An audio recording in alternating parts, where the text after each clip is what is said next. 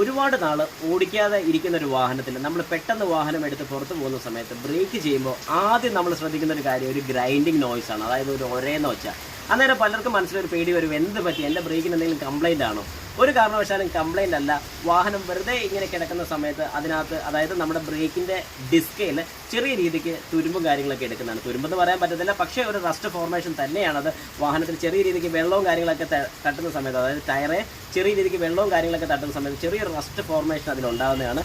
3-4 തവണ ബ്രേക്ക് ചെയ്യുന്ന സമയത്ത്, അല്ലെങ്കിൽ ഒരു 10 കിലോമീറ്ററിന് താഴെ ഓടുന്ന സമയത്ത് ആ വാഹനത്തിൻ്റെ ആ ഒരു ബ്രേക്കിങ്ങിൻ്റെ സൗണ്ട് മാറിക്കോളും. പക്ഷേ ഇതുപോലെ ഒരുപാട് നാൾ നിങ്ങളുടെ വാഹനം എടുക്കാതെ ഇട്ട് കഴിഞ്ഞാൽ ഇതുപോലെ റസ്റ്റും കാര്യങ്ങളൊക്കെ വന്നു കഴിഞ്ഞാൽ ഈ പറയുന്ന പോലെ ബ്രേക്ക് പാഡിനും കാര്യങ്ങളൊക്കെ എല്ലാം 100% കംപ്ലൈൻറ്റ് വരും. ഓടിക്കാതെ ഇടുകയാണെന്നുണ്ടെങ്കിൽ നിങ്ങളത് മഴയോ കാര്യങ്ങളോ ഒന്നും നനയാത്ത രീതിയിലൊന്ന് മാറ്റിയിടുന്നത് ഏറ്റവും നല്ലതായിരിക്കും.